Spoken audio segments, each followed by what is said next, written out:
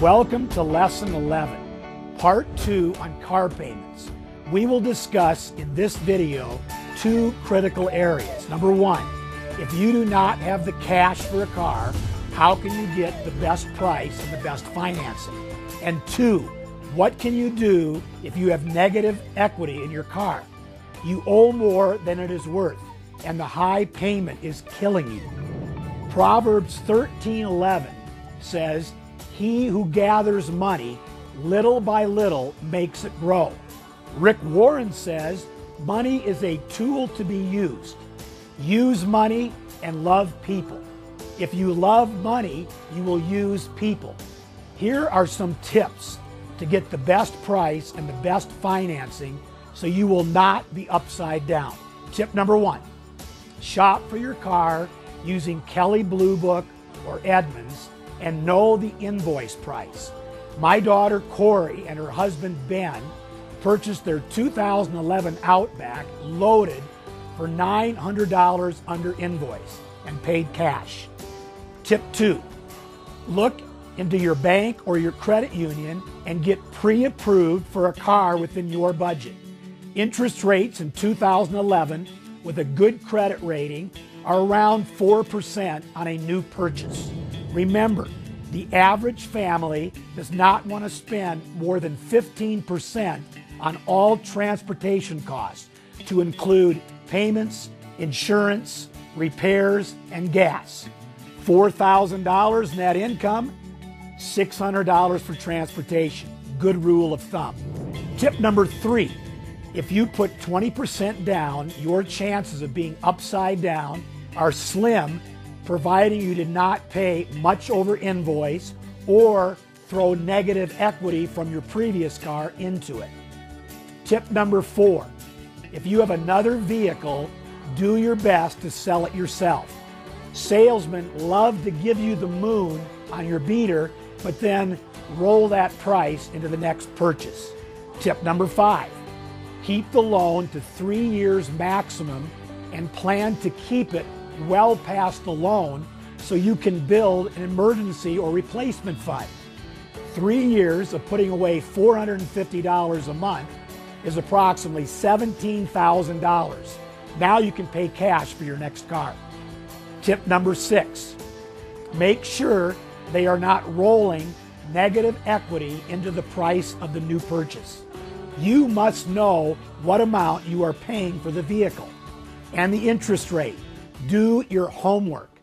Lastly, tip number 7, make sure you are not purchasing all the bells and whistles when sitting in the finance office.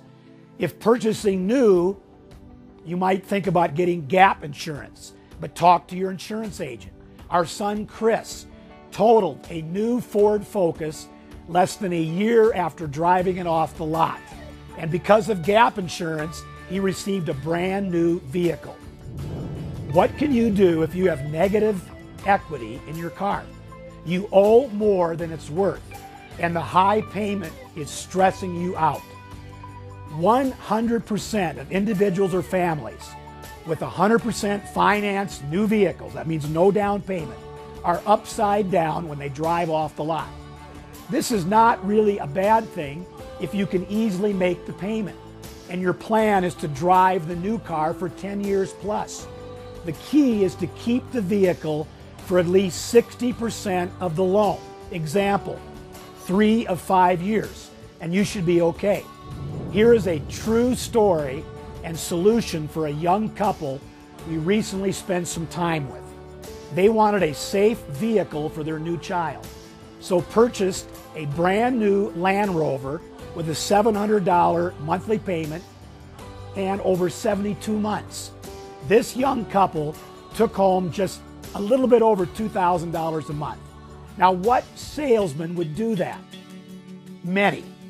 After just 1 year, they had negative equity of $7,000 on this $45,000 Land Rover. What are their choices? My game plan to those in a similar situation: you cannot keep this car if the payment, $700 a month, is driving you to the poorhouse. Get a part-time job to bring in some extra money until you get this worked out. And then 3, sell the car. Borrow a couple thousand over what the negative equity is and buy a beater until you can pay off the difference. Example, you have a $700 car payment on a $45,000 vehicle and are $7,000 upside down. After you sell the car, you borrow $10,000 to pay off the negative equity, the $7,000. Then you purchase a $3,000 vehicle. Your payment for that $10,000 loan could be in around the $300 range for just 3 years. Learn from your mistakes, like Robin and I, and pledge to get out from under car payments forever.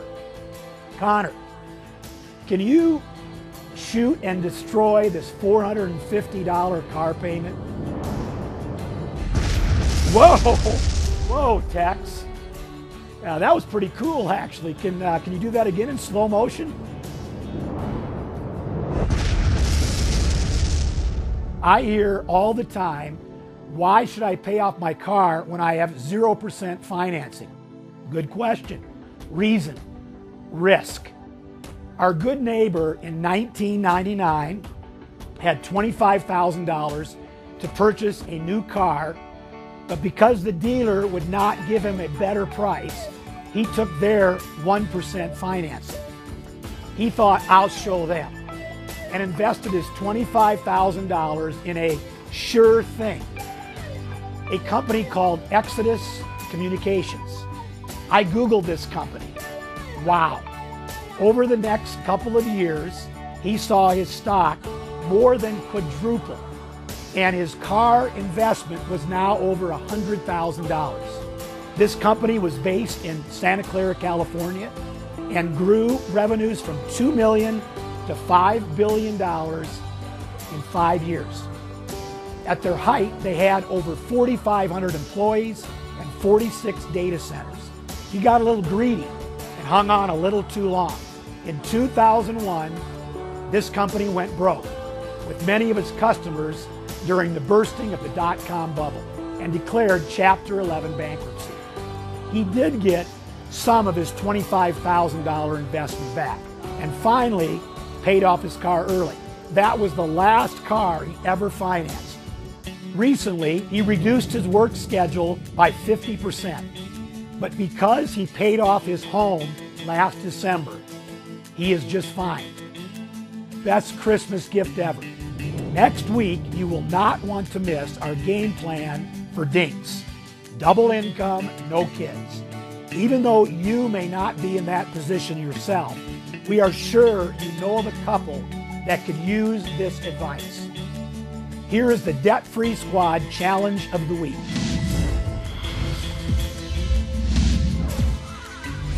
If you are upside down on your car and the payment is putting a huge strain on your family, then get your car ready to sell. Clean your vehicle inside and out.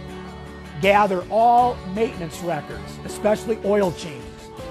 Check the private party price on the internet with Kelley Blue Book, and then advertise it everywhere. Spread the word and sell your car. Leave a comment below if you destroyed your car payment.